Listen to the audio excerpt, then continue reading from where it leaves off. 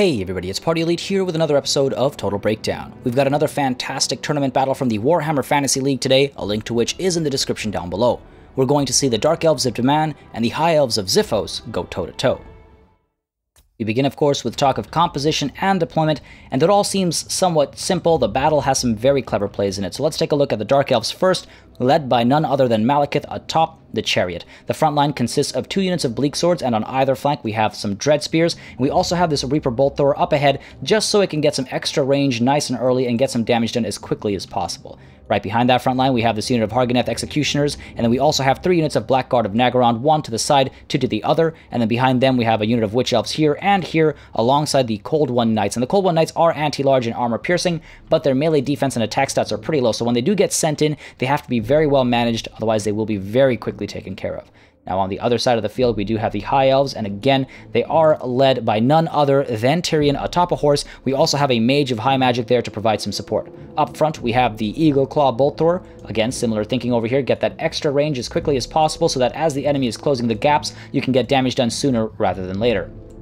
The front line, if it can be called that, consists of these 2 Spearmen units, and in between them and behind them we've got the Archers as well as the Lothern Sea Guard, the latter of whom, of course, can hold their own if push comes to shove. Then we also have these white lines of Shrace back here as they're rotating right now. They're there to push in and intercept any incoming enemy forces. A very familiar deployment there from Xiphos, and back here again, we've got these Dragon Princes here and here for that same opportunities, able to push in down the middle, come in from the flanks, whatever situations might arise. The Silver Helms off to the side here, though, tucked away in the trees, and they're able to sneak forward and push in for, again, flanking maneuvers or rear charges of their own if the opportunity presents itself. So, a relatively simple build overall from both sides, but like I said, the plays get pretty interesting. So let's see how it all breaks down. As you can see, Malekith here pushing out from the trees alongside the Reaper Bolt Thrower. The rest of the Dark Elf armies follow suit. Of course, they're trying to close the gap as quickly as possible because there are archers as well as an artillery piece on the other side of the field. Malekith, of course, pushing forward first to get a little bit of magical damage done, while the Eagle Claw Bolt Thrower firing away,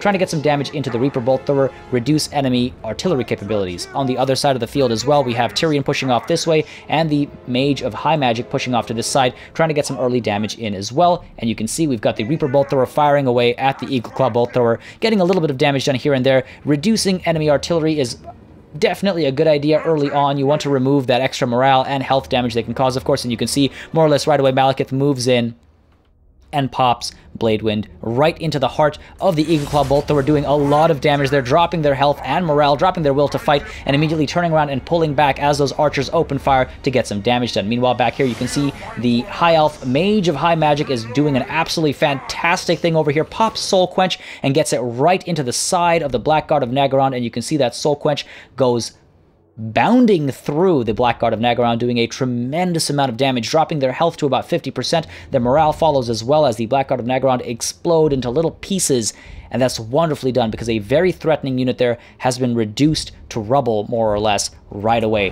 At half health with half morale, they're not going to do as well against Dragon Princes or Silver Helms, and they're not even going to do as well in a straight-on melee engagement. So wonderfully done there by the Mage of High Magic, and now pulling back into safety, while Malekith again creeps forward, trying to get some more magical damage in. As those archers fire away, you can see Malekith pushes in, and a Gaze of Malice goes in, does a touch of damage to those archers, turns around and pulls back as all of that focus fire continues. The rest of the Dark Elf army continues to creep forward, of course, trying to close that gap as quickly as possible because the Eagle Claw Bolt Thrower is still very much alive and able to fight. And as these guys are pushing forward, you can see the Witch Elves are now the focus of that range fire. Not a bad idea at all. Bleak Swords, Dread Spears, they all have silver shields, and though the Witch Elves have physical resistance and they'll be okay against all of that range fire, they're still going to suffer worse because they have minimal armor, and it's a good idea to get rid of these guys because they are, of course, anti-infantry, but also because they have Murderous Mastery, and also because they have the Madness of Cain ability, which can be quite a problem when your army has a lot of cavalry. For example, these 2 Dragon Princes and, of course,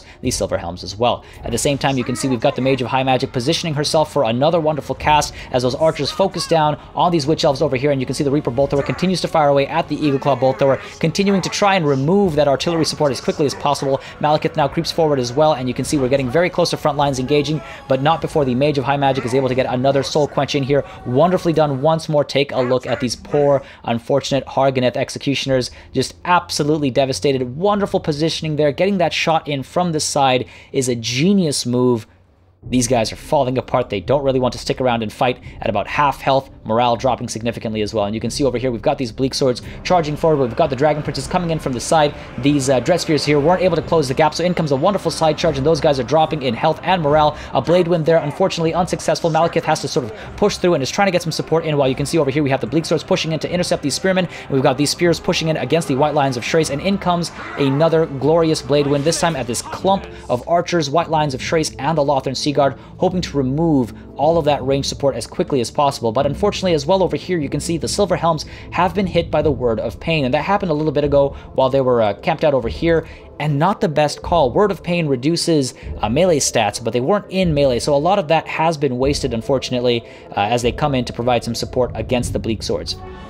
Off to the sides here, meanwhile, you can see the Cold One Knights and the Dragon Princes have charged into each other, but again, wonderful use of the Apotheosis spell over here, making sure that the Dragon Princes stay alive for as long as possible. Their hit points will be replenished, and of course, they are causing fear as well wherever possible, but the Witch Elves are coming in, as are the Blackguard of Naggaron, so a very dangerous spot for those Dragon Princes, ultimately, even though the Spearmen are coming in to provide some support as well. Off to the right over here, meanwhile, Tyrion brings in Sunfang to cause a fair bit of damage to these Bleak Swords. They don't have too much armor, but the Blackguard of Naggaron, with their heavy armor there, aren't going to suffer too much under the effects of Sunfang, but doing whatever he can to get these guys to rout and give up, as Malekith also needs to pull away and get involved in some infantry engagements. He is on his chariot, so he doesn't want to get involved against, for example, Tyrion. He pushes right through these white lines of Shrace, hoping to cause some damage to his right flank, hoping to get a victory over here, because you can see the Dark Elves overall are falling back. They're not having a good time. They are giving up on that right flank. To the left as well, not ideal over here, as these Dread Spears and the Hargoneth Executioners are not having a good time against the white lines of Shrace. Again, those Hargoneth Executioners were at a bit of a disadvantage early on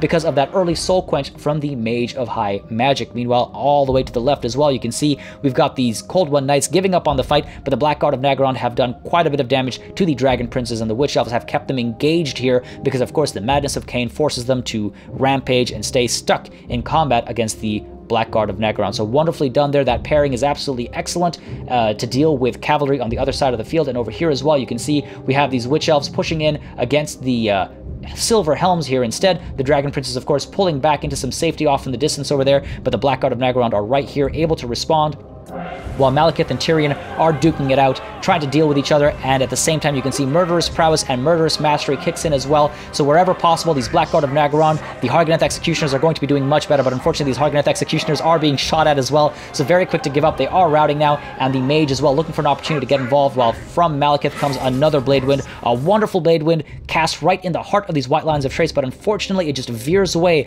and doesn't do as much damage. So these Vortex spells once again proving that they can be, at times, a waste of Winds of Magic, just moving away and not helping these Bleak Swords come out on top. To the left here, though, these Witch Elves and Blackguard of Naggaron continue to do decently against the Spearmen and the Dragon Princes, while off to the side over here you can see Tyrion is being chased by the Blackguard of Naggaron. He is atop a horse, so the Blackguard of Naggaron will cause a fair bit of damage with their anti-large capabilities. All the way back here, the Reaper Bolt Thrower is able to fire away continuously, get a fair bit of damage done across the field, while the Eagle Claw Bolt Thrower unfortunately has been largely taken care of. It's been dismantled more or less, and it's not going to get any work done, while down here Tyrion continues to give chase to Malekith, trying to take care of enemy leadership as quickly as possible, while the Bleak Swords over here are in a bit of a tight spot. Those Dragon Princes are coming in for a wonderful charge, doing a fair bit of damage to those Bleak Swords, and over here as well you can see the Mage of High Magic using Apotheosis to stay alive. If she can get some more soul quenches in, that'll be absolutely wonderful for them, while over here these Dragon Princes continue to fight against the Blackguard of Naggaron, and they're not doing well, of course, while the Spearmen aren't having a good time against the Witch Elves either. The White Lines of Shrace pushed in for a nice side charge, but unfortunately they're not having the best of times either,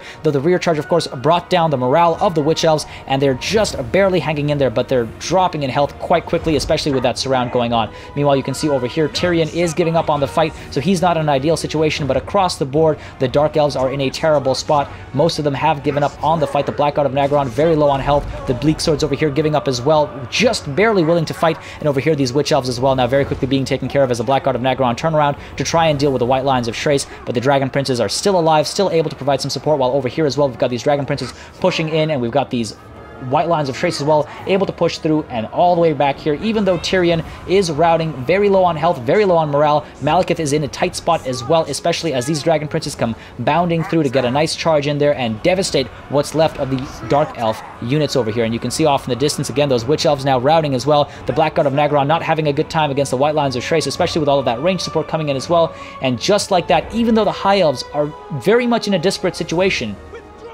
the Dark Elves decide they can't really stick around anymore, they can't really fight for much longer, and a close defeat for the Dark Elves.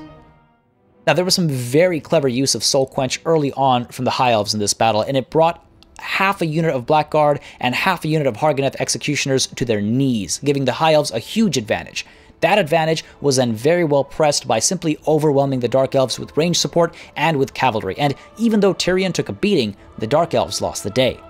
As always, make sure you subscribe to this channel for more Total War content and keep sending in those battle replays. I do think it's one of the best ways to learn, and it's always nice to highlight great battles from the community. Thank you very much for watching, and I'll see you on the battlefield.